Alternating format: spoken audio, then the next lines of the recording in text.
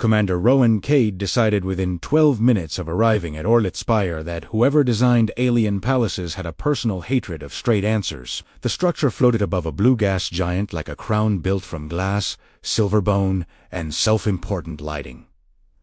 Every hallway curved for ceremony. Every door eased open slowly, as if even the hinges expected applause. The human delegation had been received with flawless manners, and Rohan trusted that far less than open hostility would have earned. Queen Meren Salith had not met them yet, which made sense. Rulers did not greet foreign commanders at the docking gate like exhausted hotel staff. The humans were shown to a guest wing, offered rest chambers, ceremonial drinks, and a polite warning that the Queen would receive them after the third bell. Admiral Helen Amar accepted all of it with diplomatic calm. Admiral Kirshenholt waited until the alien attendants left before muttering, "They're making us wait." Rohan dropped into one of the absurdly tall chairs. Maybe the Queen has better things to do than admire our shoes. Major Vera Sloane stood by the window, scanning the guard pattern outside. "Cade, try not to insult the furniture before talks even start." Rohan looked at the chair arms. "Too late. This thing insulted me first." The wing settled into quiet once the attendants withdrew. Mar reviewed the next day's agenda. Holt paced, because men like him treated stillness as surrender. Sloane swept the room for listening devices and found 3 obvious ones, meaning there were probably 6 better hidden ones underneath. Rowan didn't help with any of it. He stood near the open side corridor and watched the palace breathe. That was how he thought about large buildings under pressure. Ships breathed through vents and engines.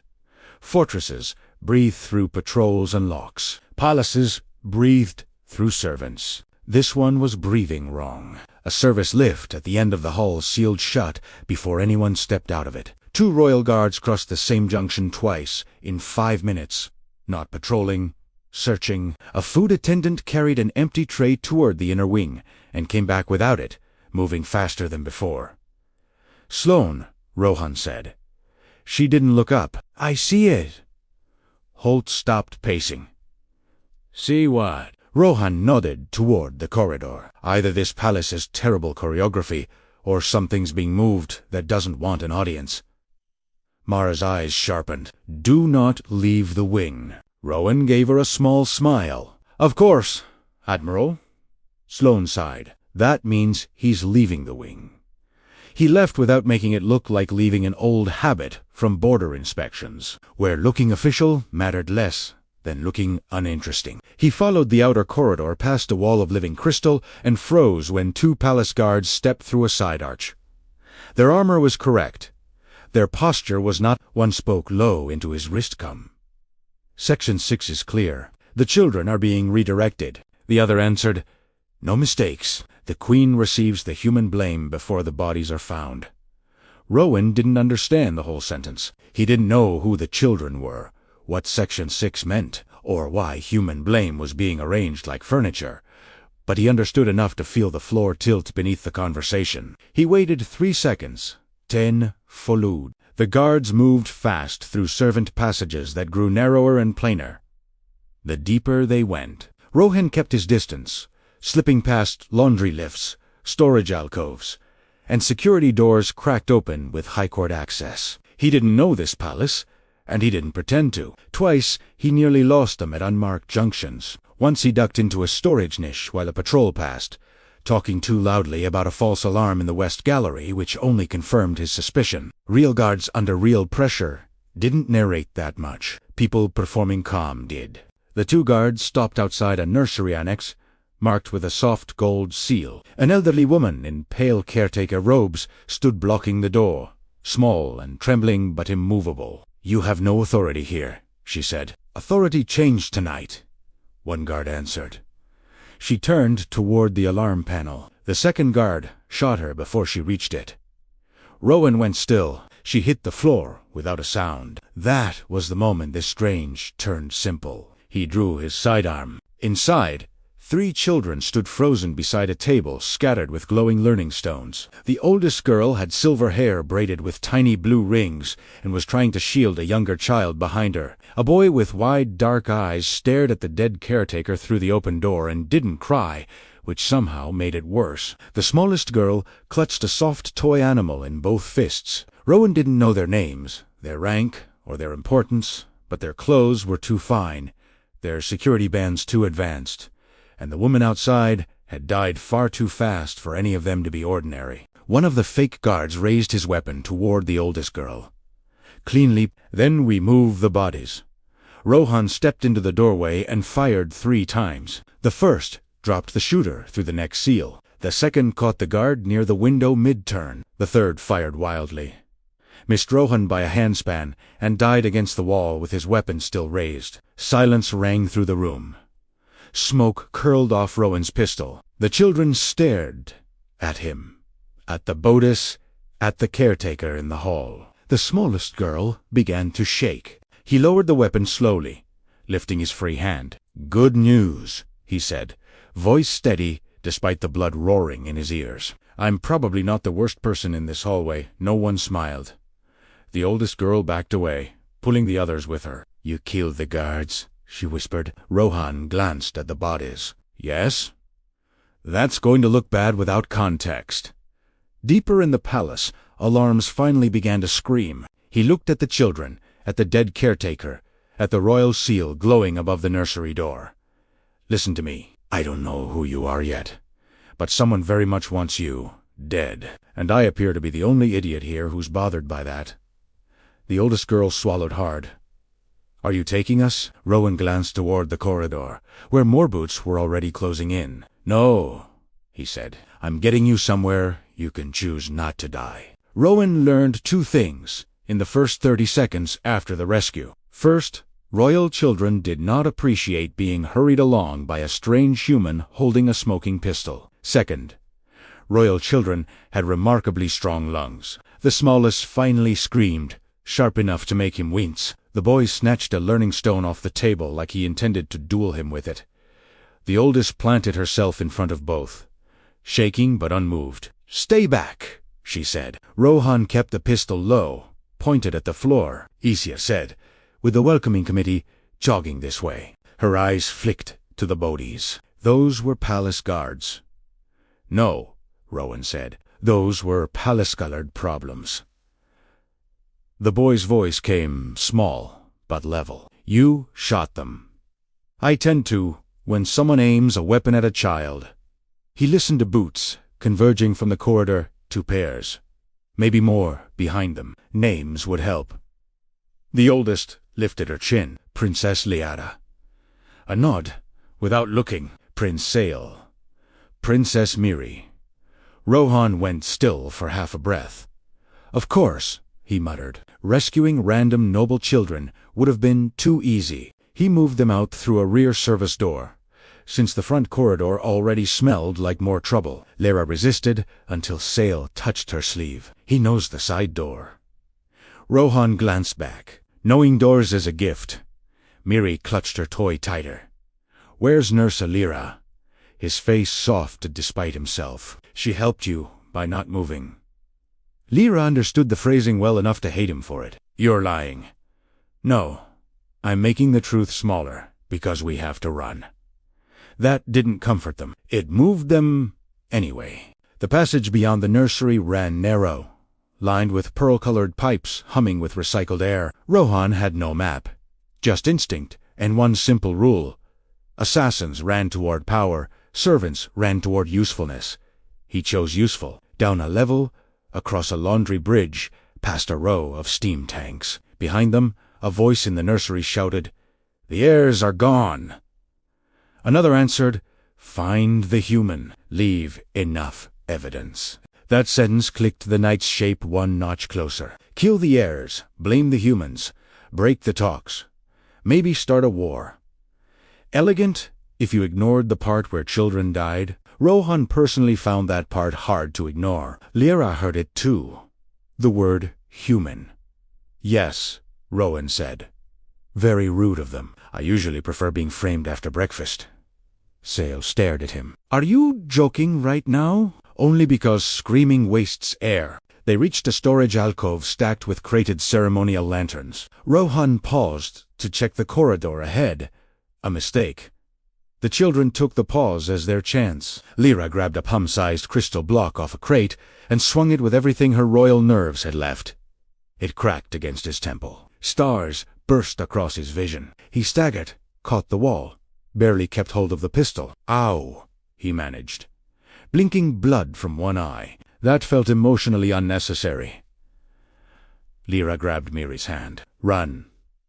Sale hesitated a second, then followed. Rowan let out a breath that might have been a laugh if his skull weren't ringing.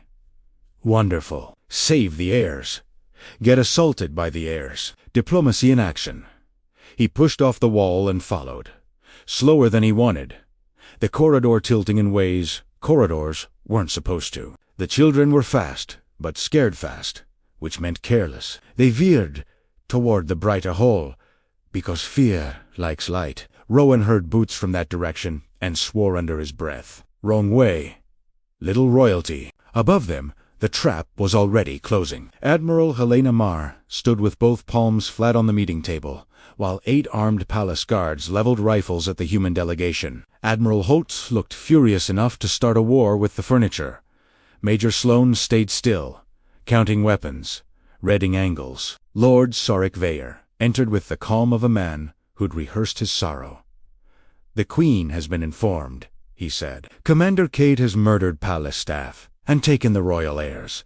Mar's expression didn't move. Her voice dropped. "That's false." Sorik produced a security, still Rohan leaving the wing, then dead guards near the nursery. Carefully, perfectly timed. Holt said, "That proves nothing, except your palace has bad doors."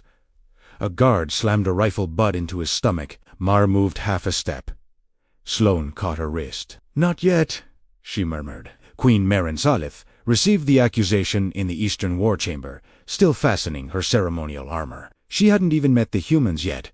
She'd returned early from a border inspection, expecting difficult talks, not blood in her children's wing. Captain Rayleigh Dorn stood rigid beside her. Admiral Kirschvon, commander of the Royal Fleet, spoke through controlled anger. "A human officer leaves the wing. Palace guards are dead. The heirs are missing. We assume hostile extraction." Meren's hand closed on the table edge, hard enough to make the metal sing. "Assume nothing. Find them." Sorik bowed his head. "Majesty, the remaining human commanders are contained. If the children are harmed, if my children are harmed," Meren said, eyes like winter glass, "there will be no language old enough for what follows." Sorik lowered his gaze, but not before Rayleigh caught the smallest flicker of satisfaction cross his face. Gone in an instant. Soldiers survive by noticing what courtiers thought was invisible. Below, the children ran straight into a rescue that wasn't one. 3 palace guards appeared at the end of the bright hall, armor gleaming, voices hintily. "Highnesses," the front one said, kneeling. "You're safe. Come with us. Your mother sent us."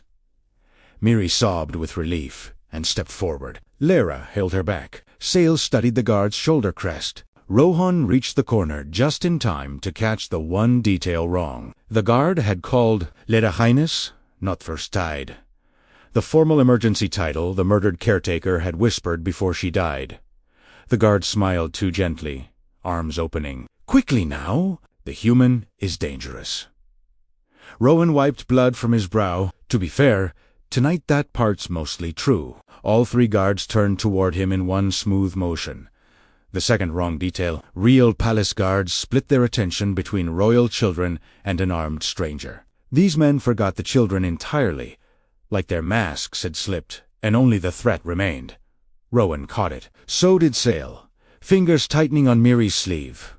"You said Mother sent you," he whispered. "She did," the guard said. Not looking at him, Rowan stepped fully into the hall. Touching, "Did she also tell you to use the wrong emergency title?" The guard's smile vanished. Lyra looked between him and Rowan, confusion hitting harder than fear. "What is he talking about?" "I'm talking about the fact that these gentlemen are lying." and I would deeply appreciate it if everyone under 12 stopped making my job harder. The front guard lunged, not at Rowan, at Miri. That ended the conversation. Rowan fired once, drove him into the wall before he could grab her. The other two drew instantly. Rowan shoved off the corner, fired low, hit the second through the knee joint. The third got a shot off. It clipped Rowan's shoulder, spun him into a carved pillar. Pain tore down his arm, but he stayed upright. The children were still exposed. "Run left!" he snapped. Lyra froze. Sale grabbed her wrist. "Left." For once, she obeyed. The children dove behind a row of ceremonial statues as the third guard advanced. Rowan threw his empty sidearm at the man's visor, used the flinch to close distance, and slammed him throat first into the pillar. The rifle dropped. Rowan caught it before it hit the floor. "See!" he gasped. "Teamwork!" Terrible circumstances, promising growth. Then the real team arrived. 2 more soldiers came through the far arch, and behind them, a taller man in darker armor with a split gold mark across his chest, Strike Captain Malik Thane. Rohan didn't know the name yet, but he recognized command presence on entry. Thane looked at the wounded and dead, then at Rohan, then at the children behind the statues. "You've been inconvenient," he said. Rowan adjusted his grip on the stolen rifle, blood sliding under his collar. "I've been called worse over breakfast. You don't understand what you're interrupting. People keep saying that tonight, and it keeps meaning child murder." Thane's expression didn't shift. "The Queen's reign ends the moment her bloodline becomes a human crime. That's history now. You're only noise inside it." "Rehearsed line," Rowan said. "Mirror practice? Or does treason come with a script?" The fight turned brutal fast. One soldier fired from the right, while the other advanced low from the left, forcing Rohan away from the children. He dropped the left attacker with 2 shots, but took a hard strike to the ribs before resetting. "Her, left, im." Thane closed the gap, blade flashing from his wrist armor. Rohan barely blocked with the rifle frame. Sparks snapped between them. "You're trained," Thane said. Rohan drove a knee into his armor. "You're observant." "We should start a club." Thane's counter sent him sliding across the floor. Lyra gasped. Miri covered her mouth. Sale's face shifted. He'd understood something terrible. The soldier, Rowan, hadn't finished rose behind him, pistol drawn. Lyra saw it first. Mouth open, no sound coming out. Rohan was on one knee, focused entirely on Thane. Sale moved before fear could stop him. He grabbed a heavy ceremonial stone and hurled it two-handed. Not hard enough to break the soldier's wrist, but enough to ruin the shot. The blast hit the ceiling. Rowan spun, saw the opening, fired from the floor. The soldier dropped. He looked at Sale for 1 stunned second. "Good throw. Remind me never to annoy your family again." Thane used the distraction to carve the rifle apart and cut Rowan across the side. He slammed back into the statue base, blood blooming dark under his jacket. The children didn't run this time. Miri cried without sound. Lyra stood in front of her again, facing Thane now, not Rowan. "Move aside, heirs," Thane said. Lyra's voice shook. "No." Thane looked almost disappointed. "Bravery's wasted on children." Rowan pushed himself upright against the broken statue. "Funny. I was thinking cruelty's wasted on adults." Thane raised the blade. Rohan had no gun, 1 working arm, and too much blood on the floor. Boots echoed from another corridor. The trap closing again. He glanced back at the children. "When I say drop, you drop. No arguments. I've already been hit in the head once tonight."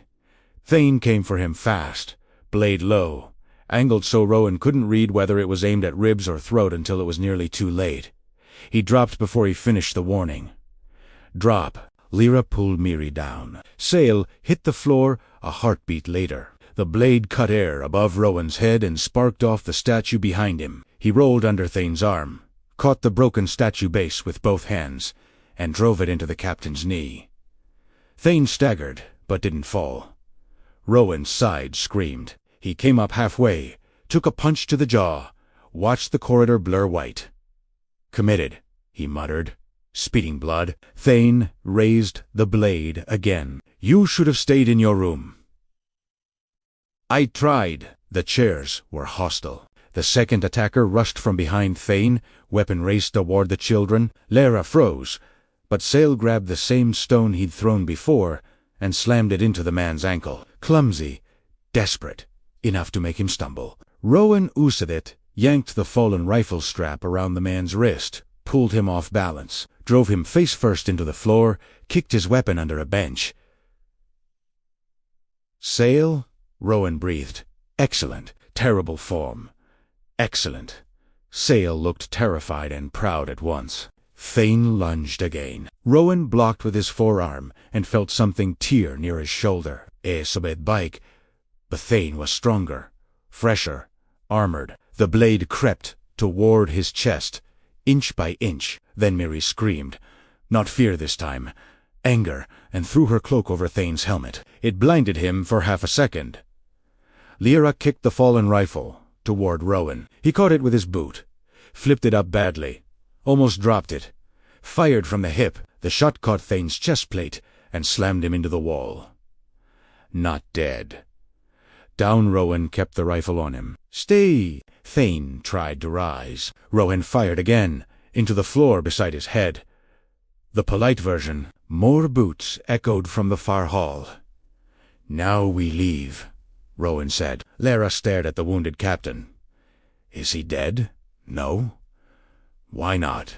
Because I'm busy, and murder requires paperwork. He pushed the children toward a maintenance hatch behind the statue row. Sale helped force the latch since Rowan's left hand wouldn't stop shaking. They crawled into a lower service corridor lined with heat pipes, spare filters, and old cleaning drones stacked like dead insects. Rowan sealed the hatch and dragged a metal shelf in front of it.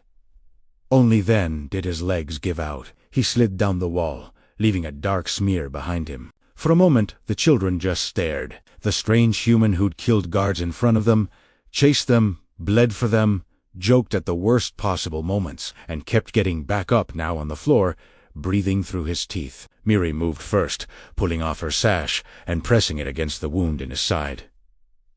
Oh, Rowan managed. Good instinct. Horrible technique. Her lip trembled. Don't die. I'm trying very hard not to. Lyra knelt beside him, pale but steady. You weren't taking us. He opened one eye. No. You were protecting us. Same theme. Really? Sale stood by the hatch, listening. They'll come again. Smart child. Deeply inconvenient. Smart. He reached for the rifle. His hand shook too hard to manage it. Leora picked it up instead, too large for her, almost absurd in her arms. Don't point that at anything you're not emotionally prepared to destroy, he said. She lowered it instantly. Then what do I do? Guard the door with confidence. Most people can't tell the difference. Above, in the war chamber, the human delegation remained under armed watch, while Sarik produced more images. Rohan in the nursery corridor, dead guards, blood on the floor, missing heirs. Mar studied the display. These are cropped. A convenient accusation, Sarik said. Holt, still nursing his bruised stomach, muttered, So is treason. The guards raised their weapons. Sloane's voice cut through the room without her moving. If Cade wanted the heirs dead, they'd already be dead. If he wanted leverage, he'd have contacted us. He's done neither. That means he's dead, trapped, or saving your palace from itself. Kershvin snapped. You expect us to trust a missing human commander? No, Mar said. I expect you to ask why your own palace systems failed the moment we arrived. Queen Marin turned slowly to Sarik. Why did they fail? He bowed. Human interference remains the most likely cause. Captain Rayleigh, silent until now, stepped forward with a security slate. Majesty, the nursery caretaker was killed before any human reached the corridor. The timestamp's been altered. The chamber went still. Sorik's eyes flickered once. Marin? Sa. Italiano. Seal the war chamber, she said, voice gone quiet and cold. No one leaves. Find my children and find Commander Cade alive, if possible.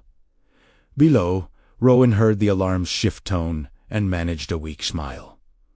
"Good news," he whispered. Someone upstairs finally started thinking.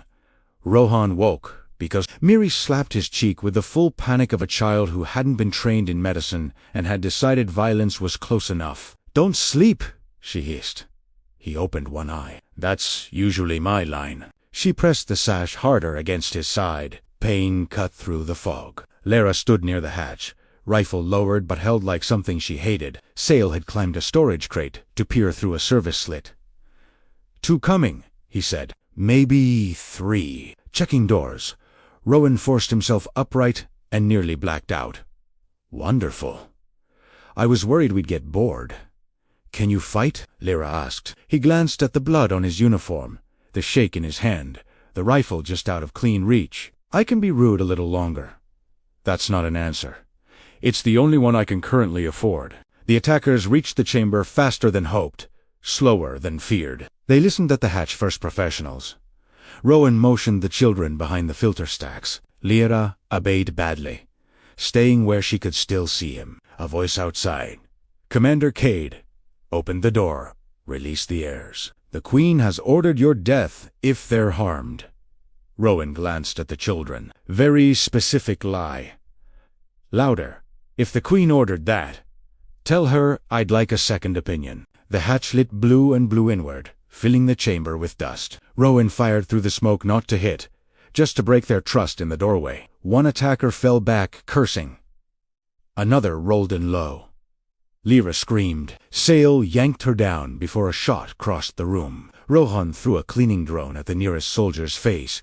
Useless, but it made him flinch, then drove his shoulder into the man's chest. Bad idea. His side tore open again. He tasted blood.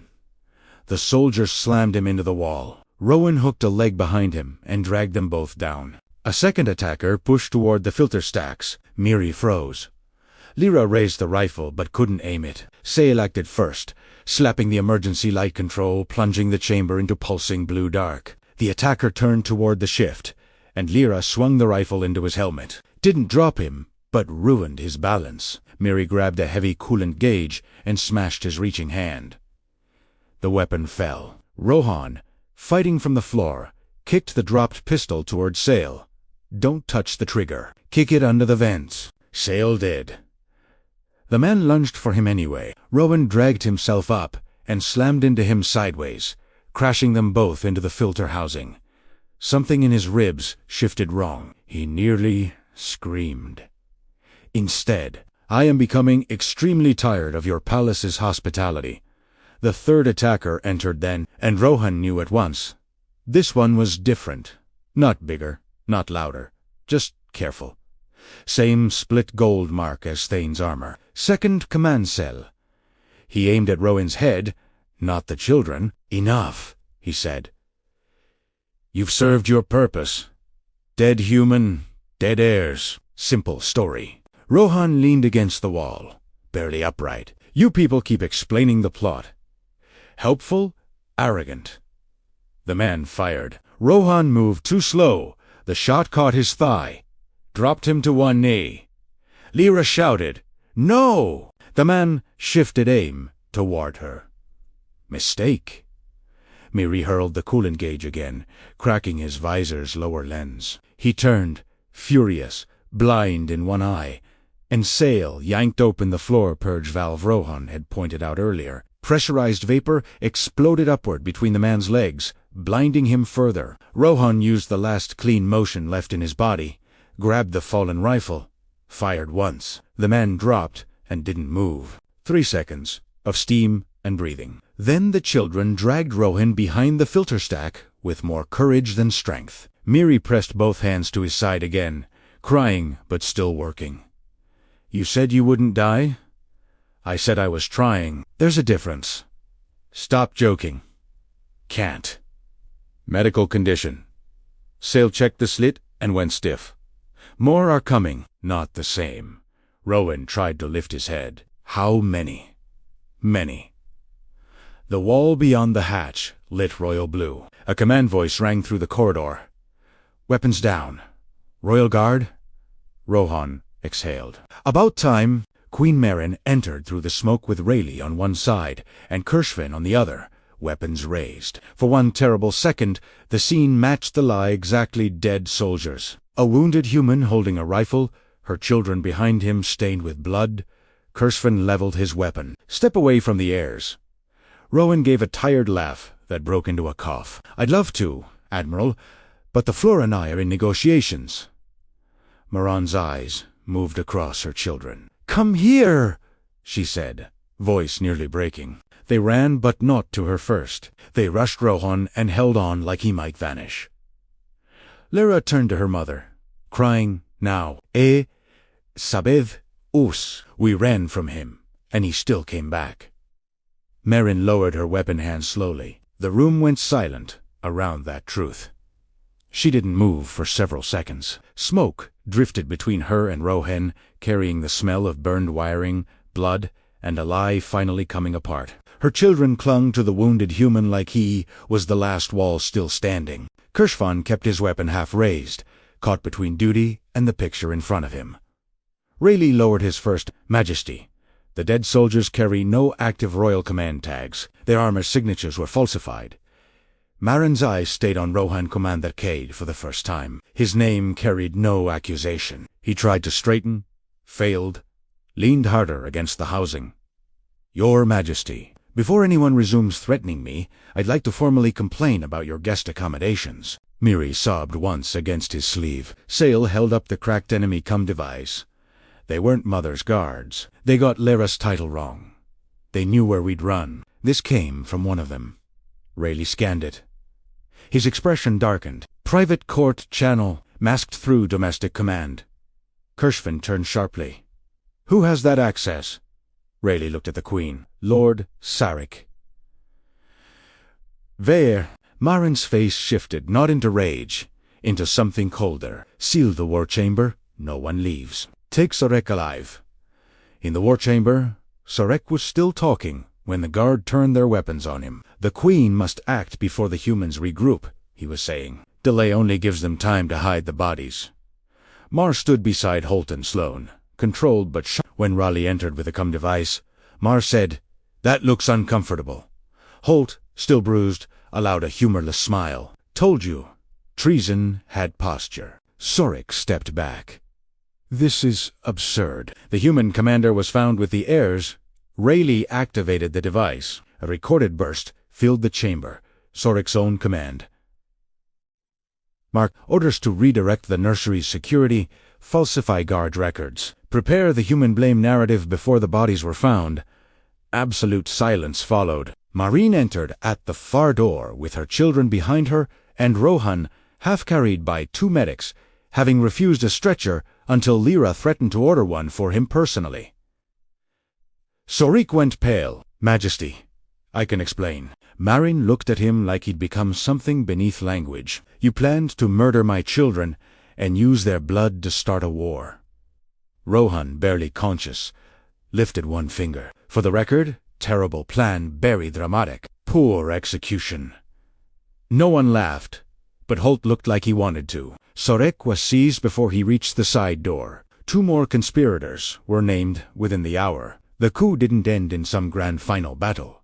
It collapsed in locked doors, opened archives, shaking testimonies, and servants finally brave enough to speak, now that the Queen herself was listening. The human delegation was released immediately. Mar found Rohan in the medical wing, being stitched, scanned, and argued with by 3 physicians at once. "You disobeyed orders," she said.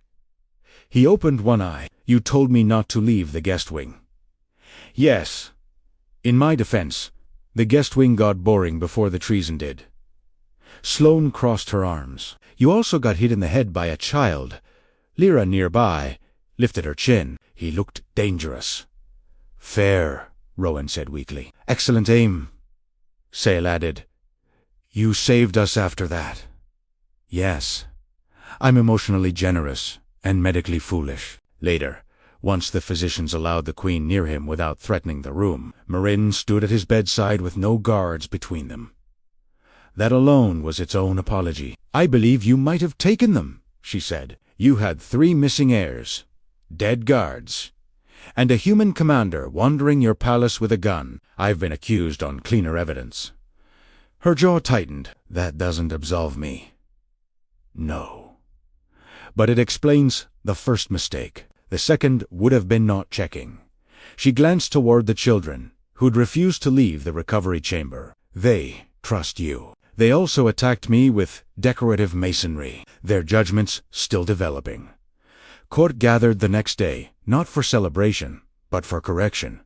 Sarik was named traitor. The caretaker, Nurse Alira, was honored first. Rowan insisted on that before anything touched his own name. Then Queen Marin called him forward. He walked slowly, one side wrapped, one temple bandaged, refusing help until Miri took his hand and made refusal impossible. The court watched in silence as the queen lifted the silver crest of the inner line from its ceremonial stand. Rank failed my children, she said. Protocol failed them.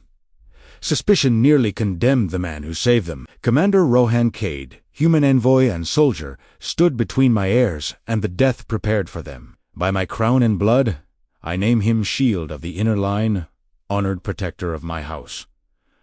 Rohan stared at the crest. Your Majesty, I am not qualified for royal childcare. Miri whispered. You already did it. Sale added, badly. But successfully. Lara took his other hand. Stay, anyway. Rowan looked at the queen, then at the children. Fine, he said, but I want better chairs. For the first time since the attack, Queen Marin smiled.